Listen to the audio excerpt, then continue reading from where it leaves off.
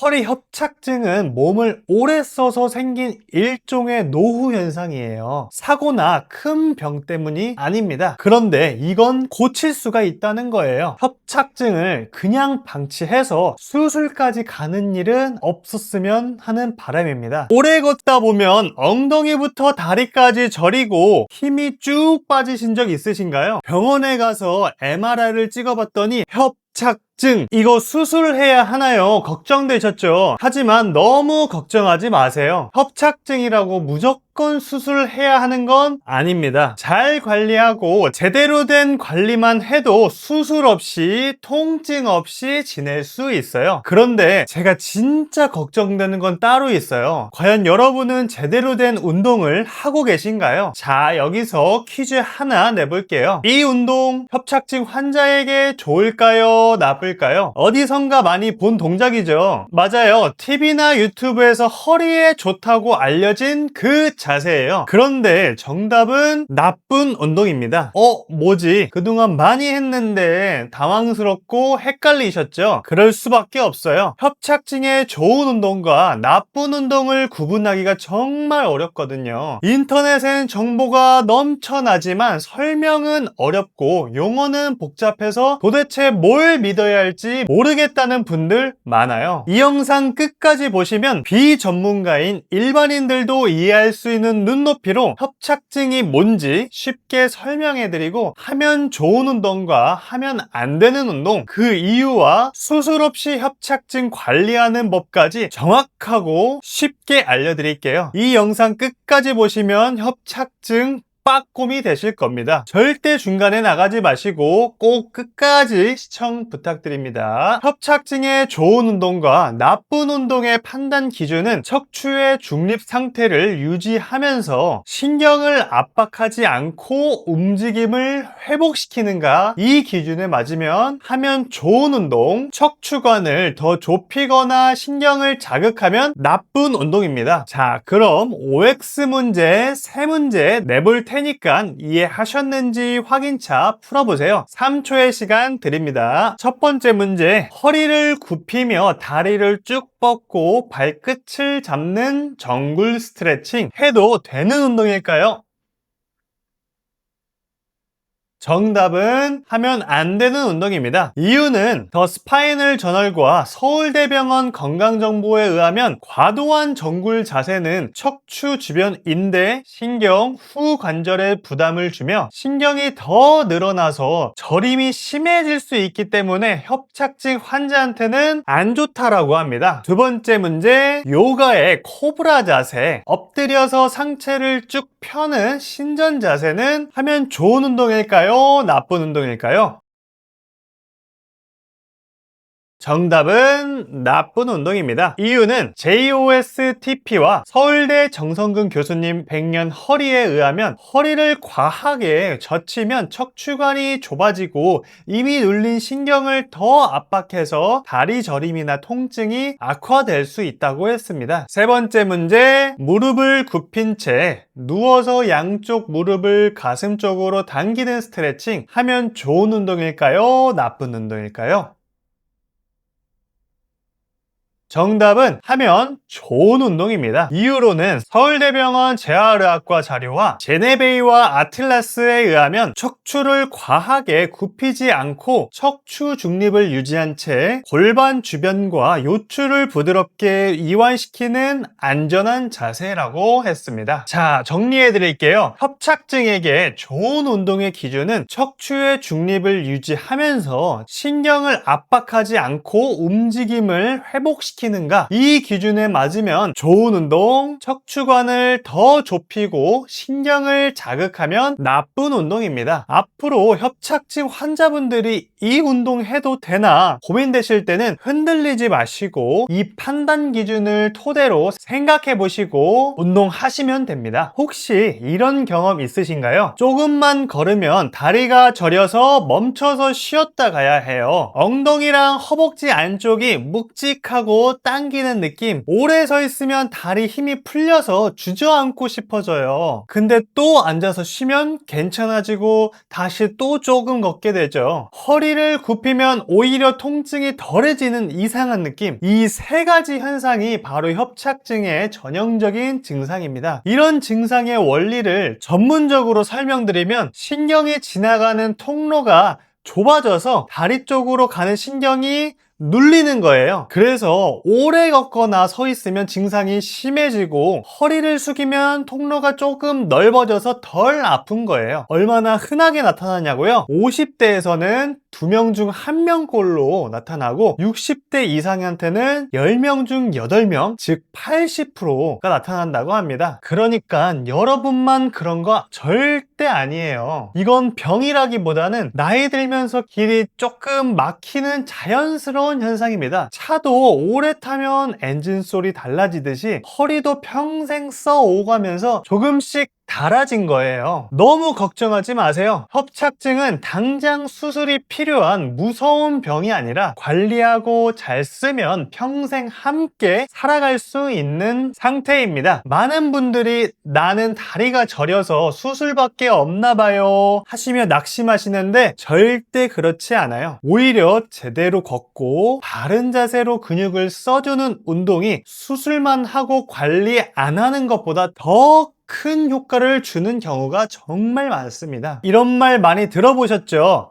협착증은 수술보다 운동이 중요합니다. 걸어야 좋아져요. 자세를 바르게 써야 합니다. 많이 듣긴 들었지만 실제로 실천하시는 분들은 거의 없더라고요. 왜 그럴까요? 이유는 딱 하나입니다. 왜 해야 하는지 마음으로 느껴지지 않았기 때문이에요. 그래서 저는 이렇게 여쭙고 싶습니다. 수술하고 나서 재활운동 하실래요? 아니면 수술 안 하고 지금부터 운동하실래요? 결국 협착증은요, 신경이 눌려서 생긴 증상이고 그 신경을 덜 누르게 하려면 자세와 근육을 바꿔야 해요. 수술하면 끝나는 게 아니라 수술하고 나서도 관리를 안 해주면 재발된다는 거예요. 그래서 결국엔 수술을 하든 안 하든 협착증을 극복할 수 있는 방법은 운동입니다. 첫 번째, 걷기 운동. 이렇게 말씀하시더라고요. 요즘은 걸어도 아프고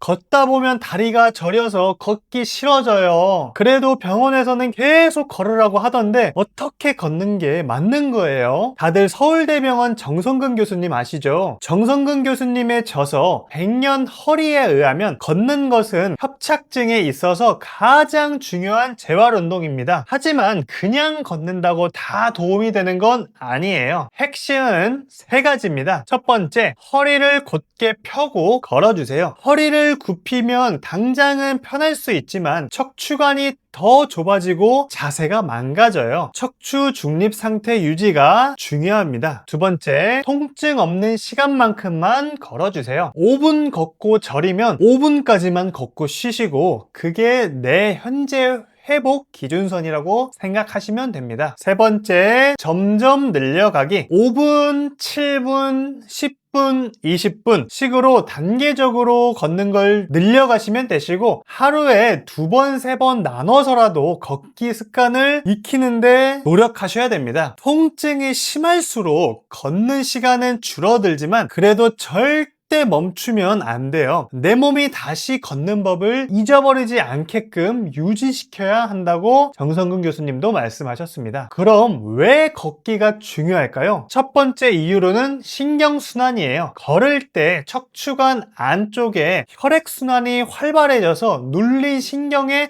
회복을 돕게 해줍니다. 두 번째로는 근육의 활성화예요. 걷는 동안 엉덩이, 허벅지, 복부 근육이 자연스럽게 협착 부위를 보호할 수 있게 강화시켜줍니다. 세 번째, 자세 교정이에요. 허리를 세우고 걷는 습관은 척추 정렬을 회복시켜 장기적으로 통증을 낮춰주게 합니다. 그러니까 약은 하루 안 먹어도 괜찮지만 걷는 건 하루 안 걸으면 그만큼 회복도 더뎌져요. 협착증은 가만히 쉬는 병이 아니에요. 움직이되 바르게 움직이셔야지 진짜 치료가 되는 겁니다. 두 번째, 고관절 힙 힙힌지 운동이에요. 허리가 아픈 게 허리 탓맛은 아닐 수가 있어요. 사실 우리 몸은 움직여야 할 관절과 움직이면 안 되는 관절, 이게 서로 짝을 이루면서 작동하도록 설계가 돼 있어요. 이걸 의학적으로는 관절 사슬 원칙이라고 부릅니다. 제품을 사면 제품 사용 설명서가 있듯이 우리 인체에도 올바른 인체 사용법이 있어요. 일반인들은 잘 모르는 인체에도 관절 사슬의 원리, 올바른 사용법이 있어요. 가동성과 안정성이 계속 맞물리면서 인체가 부하가 걸리지 않고 기능적으로 작동하는 거예요. 그래서 엉덩이, 즉 고관절에서는 움직이는 역할, 가동성을 맡아주고요. 그래서 허리를 굽힐 땐 엉덩이가 먼저 접혀야 해요. 그리고 허리는 움직이면 안 되는 역할, 즉 안정성을 맡고 있어요. 척추는 버티는 기둥 역할, 최대한 안 움직이는 게 좋다는 거예요. 그런데 문제가 뭘까요? 고관절이 뻣뻣하거나 잘 안 움직이면 그 움직임을 허리가 대신하게 됩니다. 즉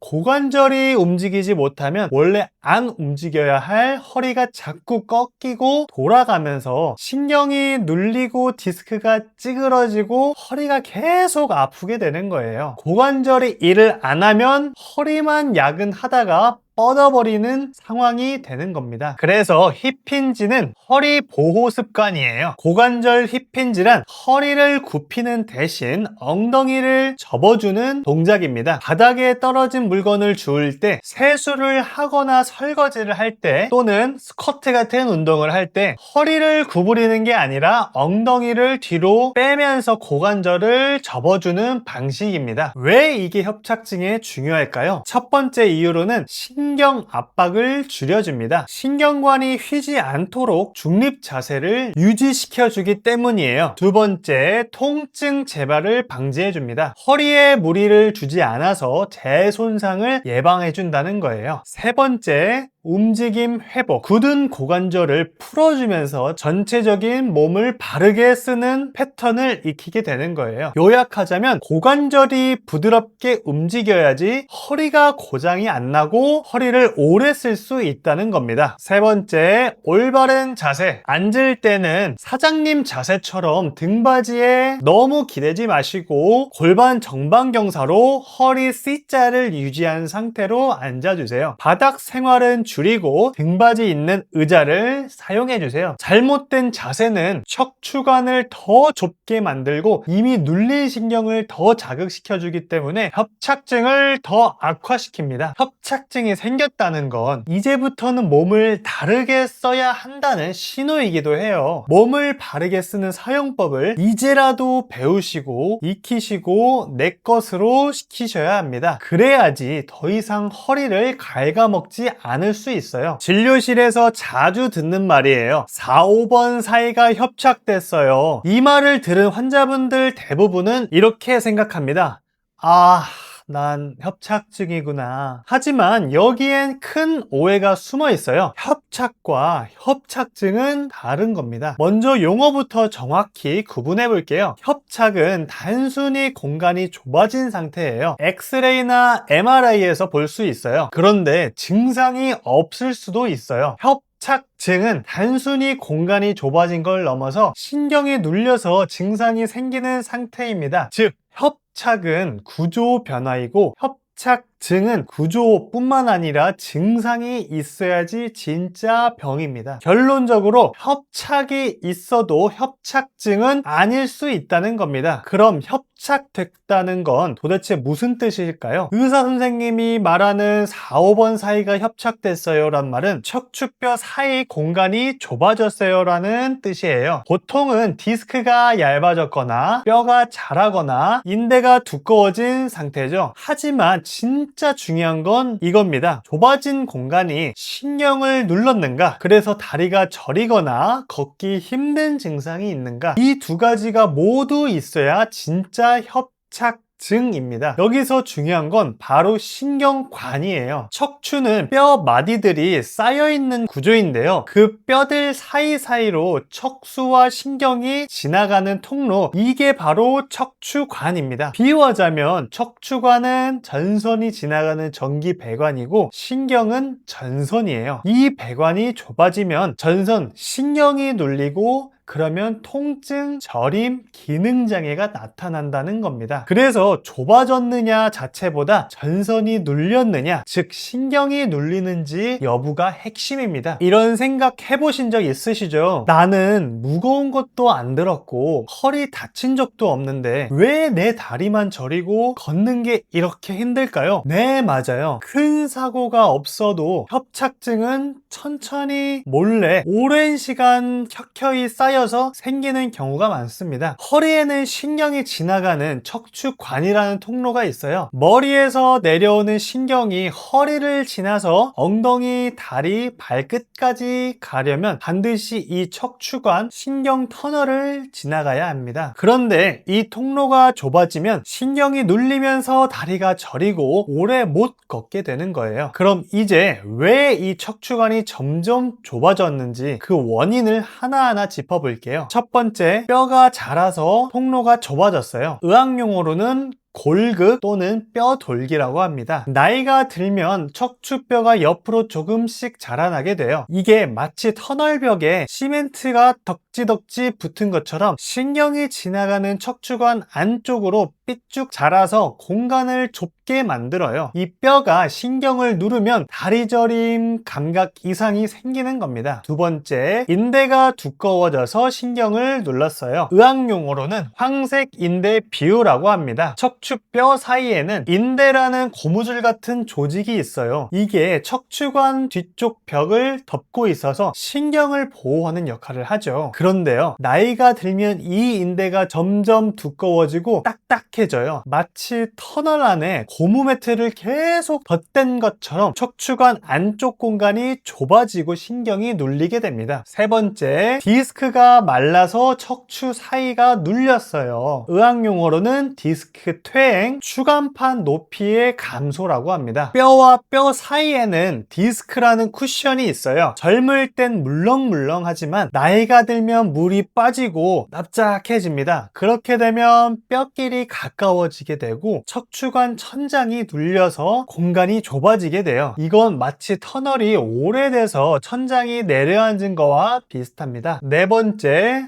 허리를 잘못 써서 터널이 약해졌어요. 의학용어로는 자세 이상 또는 근력 약화, 불안정성이라고 합니다. 하루 종일 앉아 있거나 허리를 제대로 쓰지 않으면 척추 주변 근육이 약해지고 터널을 지탱하던 구조가 흐트러지게 돼요. 이러면 척추관이 휘어지고 무너지고 삐뚤어져서 신경이 눌릴 가능성이 더 커집니다. 그러니까 허리 협착증은 몸을 오래 써서 생긴 일종의 노후 현상이에요. 사고나 큰 병 때문이 아닙니다. 터널이 오래돼서 조금씩 좁아졌을 뿐이에요. 그런데 이건 고칠 수가 있다는 거예요. 무너진 터널을 지탱해주는 운동을 잘 하고 관리를 잘 하면 수술 없이도 훨씬 덜 아프고 오래 건강하게 걸을 수 있다는 겁니다. 사실 자세도 좋으셨고 운동도 잘 해주셨고 걷기도 매일 꾸준히 하셨던 분들이라면 협착증까지는 안 왔을 거예요. 하지만 지금 협착증이 왔다는 건 현생을 열심히 살아오느라 바쁘셔서 못하셨을 거고 아파서 미뤘을 거고 뭘 해야 하는지도 모르셨던 거죠. 그래서 협착증이 왔다고 해서 그게 나쁜 결과만은 아닙니다. 오히려 몸이 이제는 진짜 바뀌어야 할 때라고 말해주는 신호입니다. 지금부터 바뀌면 됩니다. 아직 수술 전에 통증을 되돌릴 수 있는 골든타임이 남아있어요. 그럼 어떻게 해야 할까요? 스스로 운동하고 관리하실 수 있다면 가장 좋습니다. 걷기, 자세 교정, 스트레칭으로 계속 반복하시면 회복 가능하실 거고요. 하지만 몸이 말을 잘 안 듣고 자꾸 무너진다면 이럴 때는 전문가의 누군가의 기능적 개입이 필요합니다. 즉 도수 치료로 관절 가동성, 근육의 협응, 체형 균형을 회복시키는 데 도움을 받으셔야 합니다. 그래서 저는 그 역할을 맡고 있는 사람이에요. 현재 10년차 도수치료사로서 근무 중인 병원에서도 만성 통증 환자 전담 치료사로 활동하고 있습니다. 또한 세계보건기구 WHO에서 인정한 영국 도수치료의학회 정회원으로 국제 기준의 치료법을 적용하고 있어요. 협착증을 그냥 방치해서 수술까지 가는 일은 없었으면 하는 바람입니다. 지금 이 시기가 바로 몸을 되살릴 수 있는 마지막 기회일 수도 있어요. 그 골든타임을 놓치지 않게 제가 함께 도와드리도록 하겠습니다. 혹시 지금은 걷기 5분도 버거우신가요? 괜찮습니다. 우리의 목표는 10분에서 15분, 20분 이렇게 하루하루 조금씩 늘려가는 거예요. 혼자 하면 막막하고 같이 하면 분명히 할 수 있습니다. 오늘 영상이 마음에 와닿으셨다면 댓글로 이렇게 남겨주세요. 오늘 10분 걷기 성공했어요. 그 한 줄이 다른 분들에게도 큰 희망과 용기가 될 수 있습니다. 오늘 내용이 도움이 되셨다면 좋아요와 구독 한 번씩 눌러주세요. 여러분 반응 하나하나가 저에겐 정말 큰 힘이 됩니다.